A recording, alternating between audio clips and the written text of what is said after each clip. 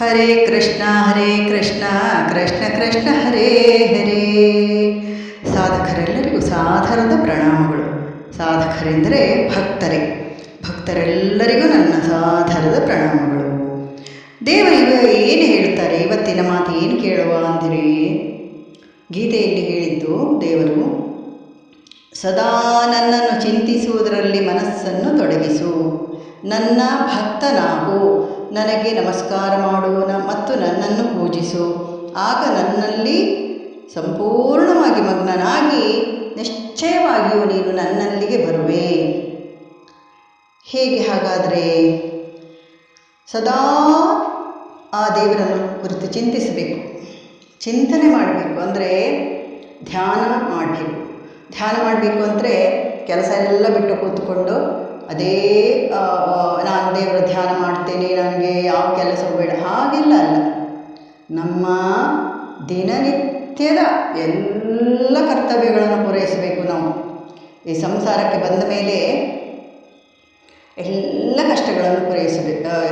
ಎಲ್ಲ ಒಂದು ಏನು ನಮ್ಮ ಕರ್ತವ್ಯ ಇರ್ತವಲ್ಲ, ಅವುಗಳನ್ನು ಪೂರೈಸಿ ಭಗವಂತನ ಧ್ಯಾನ ಮಾಡಬೇಕು. ಸಂಸಾರಿಗಳು ಮಾಡಿದ ಧ್ಯಾನ ದೇವರಿಗೆ ಬಹು ಇಷ್ಟವಂತೆ. ಯಾಕೆಂದರೆ ಸಂಸಾರವೆಂದರೆ ಗೊಂದಲಗಳ ಗೂಡು, ಅದರಲ್ಲಿ ನನ್ನನ್ನು ಧ್ಯಾನ ಮಾಡ್ತಾನಲ್ಲ ಅಂತ ನಮಗೆ ಬೇಗ ದೇವರು ಒಲಿಯುತ್ತಾನೆ. ಮನ ಶುದ್ಧಿಯೊಂದಿಗೆ ಧ್ಯಾನ ಮಾಡಬೇಕು, ದೇವರ ಧ್ಯಾನ ಮಾಡಬೇಕು. ಒಳಗಿರುವ ದೇವರನ್ನಷ್ಟೇ ತುಂಬಿಕೊಳ್ಳಬೇಕು, ನಂಬಿಕೊಳ್ಳಬೇಕು. ಪ್ರತಿ ಕೆಲಸವನ್ನು ದೇವರಿಂದ, ದೇವರ ಮೂಲಕ ದೇವರನ್ನೇ ತಲುಪುವಂತೆ ಜಾಣತನದಿಂದಲೇ ಮಾಡಬೇಕು. ಬಂದುದೆಲ್ಲವೂ ದೇವರ ವರಪ್ರಸಾದವೆಂದೇ ಭಾವಿಸಬೇಕು. ಮಾತು ಕೃತಿಗಳಲ್ಲಿ ಸದಾ ಸಾಂಗತ್ಯವಿರಬೇಕು. ಸತ್ಯ, ಧರ್ಮ, ನ್ಯಾಯ ಇವುಗಳು ನಮ್ಮ ಪವಿತ್ರ ದಾರಿಯಾಗಬೇಕು, ಆದರ್ಶವಾಗಬೇಕು. ಮತ್ತು ದೇವರೊಡನೆ ಆಪ್ತತೆಯಿಂದ ಪ್ರೇಮ ಸಂಭಾಷಣೆ ಮಾಡಬೇಕು. ದೇವರ ದಾಸರಾಗಬೇಕು. ನಾವು ಕನಸು ಮನಸ್ಸಿನಲ್ಲೆಲ್ಲ ನೀನೇ ತುಂಬಿರಬೇಕು ಎಂದು ದೇವರನ್ನು ಬೇಡಬೇಕು. ಆಗ ದೇವರು ಖಂಡಿತ ನಮ್ಮ ಪ್ರಾರ್ಥನೆ ಕೇಳುತ್ತಾನೆ. ಪ್ರಾರ್ಥನೆ ಕೇಳಿ ಫಲವನ್ನು ಅವನೇ ಕೊಡುತ್ತಾನೆ. ಈಗ ನಾವು ದೇವರ ಪೂಜೆ ಮಾಡ್ತೇವೆ, ದೇವರನ್ನು ಸ್ಮರಣೆ ಮಾಡುತ್ತೇವೆ, ಮಂತ್ರ ಹೇಳುವುದು, ಪೂಜೆ ಮಾಡುವುದು ಎಲ್ಲವನ್ನು ಮಾಡುತ್ತೇವೆ. ಧ್ಯಾನ ಮಾಡುವುದು ಹೇಗೆ ಎಂದು ಈಗ ನಮಗೆ ಏಕಾಗ್ರತೆ ಬರುವುದಕ್ಕೆ ನಾವೇನು ಪಂಡಿತರಲ್ಲ ಅಥವಾ ಜ್ಞಾನಿಗಳಲ್ಲ, ಏನೂ ಅಲ್ಲ. ಆದ ಕಾರಣ ನಮಗೆ ನಮ್ಮ ಮನೆಯಲ್ಲಿ ಇರುವ ದೇವರ ಕೋಣೆಯಲ್ಲಿ ಇರುವ ದೇವರ ವಿಗ್ರಹಗಳು, ಫೋಟೋಗಳು ಎಲ್ಲವೂ ಇರುತ್ತವಲ್ಲ, ಅವುಗಳಿಗೆಲ್ಲ ಅಲಂಕಾರ ಮಾಡಿ ಆ ದೇವರೆದುರು ಕುಳಿತುಕೊಳ್ಳಿ. ತದೇಕ ಚಿತ್ತದಿಂದ ದೇವರನ್ನು ನೋಡಿ, ದೇವರ ಹತ್ರ ಮಾತಾಡಿ. ದೇವರಲ್ಲಿ ಸದಾ ಅವನನ್ನು ನೆನೆಯುತ್ತಾ ಯಾವ ಕಷ್ಟವನ್ನು ಹೇಳಿಕೊಳ್ಳಬೇಡಿ. ಯಾವುದೇ ನಿಮ್ಮ ದೈನಂದಿನ ಕಷ್ಟವೋ, ಯಾವ ಮನೆಯ ಕಷ್ಟವೋ, ವ್ಯಾಪಾರದ ಕಷ್ಟವೋ ಯಾವುದೂ ಬರುವುದು ಬೇಡ. ಎಲ್ಲ ನಿನ್ನ ಮೇಲೆ ಬಿಟ್ಟಿದ್ದೇನೆ, ನೀನಿದ್ದೇ ಎಂಬ ಅಚಲವಾದ ನಂಬಿಕೆ ನನಗೆ. ನೀನೇ ನನ್ನನ್ನು ಮೇಲೆತ್ತಬೇಕು ದೇವಾ ಎಂದು ದೇವರಲ್ಲಿ ಕಣ್ಣೀರು ಕರೆಯಬೇಕು. ನಾವು ಕಣ್ಣೀರಿಟ್ಟು ಕರೆಯಬೇಕು ಆ ದೇವರನ್ನು. ಹಾಗೆ ಬರ್ತದ ನೋಡಿ, ಬರಬೇಕು. ಆಗ ನೀವು ಒಂದು 20-30% ದೇವರಿಗೆ ಹತ್ತಿರ ಆದಾಗ ದೇವರು ಹೇಳ್ತಾರೆ, ಕರ್ಮಣ್ಯೇವಾಧಿಕಾರಸ್ತೆ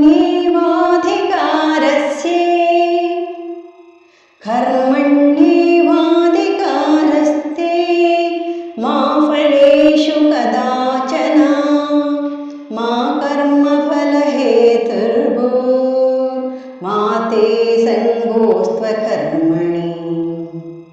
ಮಾ ಕರ್ಮಫಲ ಹೇತುರ್ಭೋ ಮಾ ತೇ ಸಂಗೋಸ್ತ್ವಕರ್ಮಣಿ. ದೇವರು ಹೇಳ್ತಾರೆ, ನೀನು ಕರ್ಮವನ್ನು ಮಾಡುವ ಮಾತ್ರದವನಾಗಬೇಕೇ ಹೊರತು ಎಂದೂ ಫಲವನ್ನು ಬಯಸ್ತಕ್ಕವನಾಗ ಕರ್ಮ ಎಂದರೇನು? ಒಳ್ಳೆಯ ಕೆಲಸಗಳು. ಒಳ್ಳೆಯ ಕೆಲಸ ಮಾಡುವಾಗ ಯಾವುದರ ಫಲವನ್ನು ಅಪೇಕ್ಷಿಸದೆ ಮಾಡಬೇಕು. ಕರ್ಮ ಫಲಗಳನ್ನು ಉಂಟು ಮಾಡಿಕೊಳ್ಳುವವನಾಗಬೇಡ. ಕರ್ಮವನ್ನು ಮಾಡದೇ ಇರುವುದರ ಕಡೆಗೆ ನಿನಗೆ ಒಲವಿರಬಾರದು. ಅಂದರೆ ಒಳ್ಳೆಯ ಕೆಲಸಗಳನ್ನು ಮಾಡಬೇಕು. ಒಳ್ಳೆಯ ಕೆಲಸವನ್ನು ಮಾಡುವಾಗ ಅಂದರೆ ಈಗ ಒಂದು ದೇವರನ್ನು ಪೂಜೆ ಮಾಡ್ತಾ ಇದ್ದೇವೆ ನಾವು. ದೇವರೇ, ನೀನೆಷ್ಟು ಚಂದಪ್ಪ, ನೀನೆಷ್ಟು ಅಂದಪ್ಪ, ನಿನಗೆ ಯಾವ ಚಿಂತೆಯೂ ಇಲ್ಲ, ಎಲ್ಲವನ್ನು ಕೊಡುವವನು ನೀನು. ಇವತ್ತಿನ ನನ್ನ ಪೂಜೆಯನ್ನು ದಯಮಾಡಿ ಸ್ವೀಕಾರ ಮಾಡಿ ನನ್ನನ್ನು ಹರಸಪ್ಪ ಎಂದು ದೇವರಲ್ಲಿ ಬೇಡಿಕೊಳ್ಳಬೇಕು. ನನಗೆ ಇವತ್ತು ಈ ಕಷ್ಟ ಇದು ಪರಿಹಾರ ಆಗಬೇಕು, ನನಗೆ ಆ ಕಷ್ಟ ಈ ಪರಿಹಾರ ಆಗಬೇಕು ಅದು ಏನು ಕೇಳಬಾರ್ದು.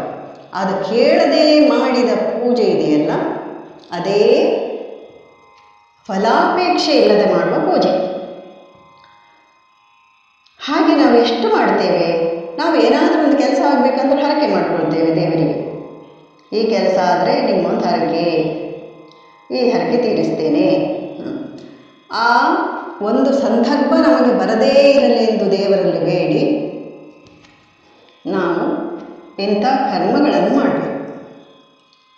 ಅಂದರೆ ಒಳ್ಳೊಳ್ಳೆಯ ಪೂಜೆ, ದೇವರ ಧ್ಯಾನ, ಇದೆಲ್ಲವನ್ನು ಮಾಡಬೇಕು. ಹೇಗೆ ಅಂದರೆ ಫಲಾಪೇಕ್ಷೆ ಇಲ್ಲದೆ. ಹಾಗೆ ಆಗ್ತದ ನಮಗೆ? ಆಗ್ತದಾ ಅಂತ ನೋಡಿದರೆ ತುಂಬ ಕಷ್ಟ ಸಂಸಾರಿಗಳಿಗೆ. ಯಾಕೆಂದರೆ ಇಲ್ಲಿ ಘೋರ ದುಃಖ, ಜಂಜಾಟ, ಒಂದಲ್ಲ ಒಂದು ತಾಪತ್ರಯ. ನೀವು ಹೇಳ್ಬೋದು, ನೀವು ಹೇಳಲಿಕ್ಕೆ ಸುಲಭ, ನೀವು ಬಹಳ ಸುಖದಲ್ಲಿದ್ದೀರೇನೋ, ನೀವು ಹಾಗೆ ಮಾಡಬಹುದು, ನಮಗೆ ಆಗ್ತದಾ ಅಂತ. ಸುಧಾಮನಿಗೆ ಹೇಗೆ ಆಯಿತು?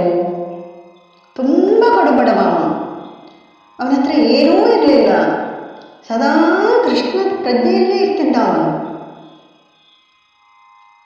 ಏನಂದ್ರೆ ತಿನ್ನಲಿಕ್ಕಿರಲಿಲ್ಲ, ಮನೆ ತುಂಬ ಮಕ್ಕಳು, ಬಂದು ಹೋಗುವ ನೆಂಟರು, ಸಾಧು ಸಂತರು.